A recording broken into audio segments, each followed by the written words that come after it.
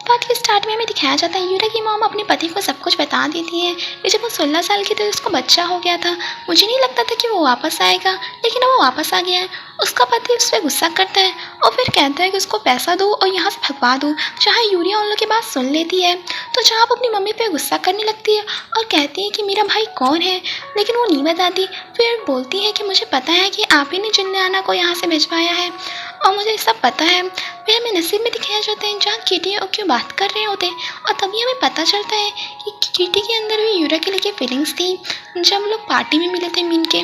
फिर हमें नसीब में दिखाया जाता है जहाँ पे मीन और क्यों के गेट पे आती है यूरिया, जहाँ पे वो बताती है कि मैंने अपनी मम्मी को बता दिया है कि मैं गर्ल्स में इंटरेस्ट लेती हूँ। तो उसका बोलता है वो, और ये भी बताती है कि मैं अब वो अपने नहीं रह सकती क्योंकि अब तो मैं बता दी हूँ, लेकिन मुझे अब अच्छा फील हो रहा है। फिर हमें नसीब में दिखाया जाता है जहाँ पे मिन और दे जा रहे होते हैं कॉफ़ी लेके, जहाँ पे वो लोग देखते हैं कि फ्लॉनिन किसी और लड़के के साथ था तो वो लोग उनका फ़ोटो ले लेते हैं। फिर सीन वापस लौट के वहाँ पे आता है जहाँ पे जोलीना और यूरिया बातें कर रहे होते हैं, जहाँ पे यूरिया बस केटी के बारे में बात कर रही होती है, जहाँ पे केटी पढ़ाई कर रही होती है तो उसी के बारे में बात कर रही होती है। तो जहाँ पे जुलियाना ऐसे ही बोल देती है कि केटी तुम केटी से पसंद क्यों नहीं करती, और ये भी बोलती है कि तुम उसके साथ रहती हो, उसके बारे में बातें करती हो। जहाँ पे वो बोलती है कि नहीं ऐसी बात नहीं है, मैं बस तुमसे प्यार करती हूँ और बस किटी मेरी एक अच्छी दोस्त है। जहाँ पे किटी उन लोग की बात सुन रही होती है। फिर हमें नसीब में स्कूल का सीन दिखाया जाता है जहाँ पे मिस्टर ली बता रहे होते हैं कि तुम लोग का टैलेंट शो होने वाला है, जहाँ पे तुम लोग भाग लोगे तो तुमको एक्स्ट्रा पॉइंट मिलेंगे आने वाले एनुअल पेपर में, इसलिए तुम लोग इसमें पार्टिसिपेट लेना। फिर हमें इस दूसरे सीन में दिखाया जाता है जहाँ पे मीन दे और क्यों फ्लॉलिन बातें कर रहे होते, जहाँ पे दे और मीन ऐसे ही बोलते कि फ्लॉलिन तुम कल कहाँ थे, कल रात को तुम बहुत पढ़ाई कर रहे थे। जहाँ पे फ्लॉलिन को थोड़ा अजीब लगता है और वो वहाँ से चला जाता है, जहाँ पे क्यों उनसे पूछता है कि तुम ऐसे बात क्यों कर रहे थे। तो उन लोग फ़ोटो दिखाते हैं जहाँ पे ये देखता है तो उसको लगता है कि कहीं मुझे धोखा वो नहीं दे रहा।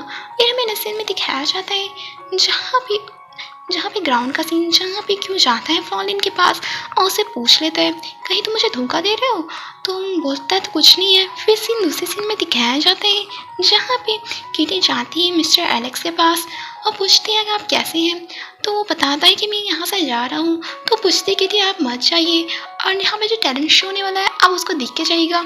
जहाँ पे वो बोलती कि नहीं मैं जा रहा हूँ क्योंकि मेरे जो बायोलॉजिकल फादर है उसे मुझसे मतलब ही नहीं है, नहीं उनको पता है कि उनका कोई बेटा है।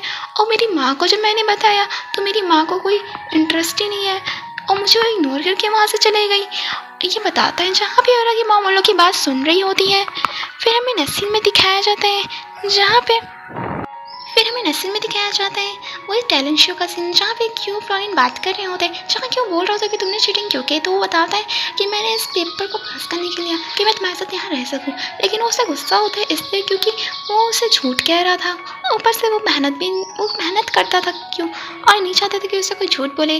फिर हमें ऐसे में दिखाया जाता है जहाँ यूरा की मॉम यूरा के पास आती है और बोलती है कि मैं एलेक्स को सब कुछ बता दूंगी। और यहाँ पे यूरा को पता चलता है कि किटी को सब कुछ पता था उसके भाई के बारे में, उसका भाई कौन है, लेकिन उसको बताती नहीं है। जहाँ पे जब डांस स्टार्ट होता है तो यूरा उस पर बहुत गुस्सा कर रही होती है, तभी अचानक किटी के कपड़े में आग लग जाती है। जहाँ हमें पता चलता है कि मीनू के अंदर भी फीलिंग्स थी किटी को लेके, इसलिए वो अपने आप को रोक नहीं पाता। उसका ड्रेस जब चल रहा था तो उसको रोकने के लिए आ जाता है। जहाँ पे हमें दिखाया जाता है रिया की मॉम भी जो बहुत रोने लगती है क्योंकि उसको लग रहा था कि वो अपनी बेटी से भी नहीं प्यार करती। जहाँ पे उसकी बेटी पे से गुस्सा है और उसका जो बेटा है वो भी उसका जो अपना बेटा है अब वो वहाँ से जा रहा है तो वो रोने लगती है। जहाँ पे उसका पति कहता है कि तुम अपने आप रो मत यहाँ पे, क्योंकि हमारे बहुत अच्छे क्लाइंट्स आए हैं और बहुत अच्छे लोग आए हैं, इसलिए तुम रो मत। जहाँ पे वो अपने को कंट्रोल नहीं कर पाती और अपनी बेटी को और मिस्टर एलेक्स को और मिस्टर ली को अपने बॉयफ्रेंड से बात करने के लिए वहाँ से चली जाती है। फिर हमें नसीब में दिखाया जाता है जहाँ भी बता देती है कि देखो कि मैं किसी और के लिए भी लिख सकती हूँ। तो देखो गलत फहमी हो जाती है, जहाँ पे उसे लगता है कि वो मीन को पसंद करती है। जहाँ पे वो जाता है मीन के पास और उसे लड़ने लगता है। जहाँ भी वो आती है उसे रोकती है और बताती है कि मीन नहीं है वो और कोई नहीं यूरिया है। जहाँ पे वो शौक हो जाता है और उसे लगता है कि क्या कैसे हो सकता है।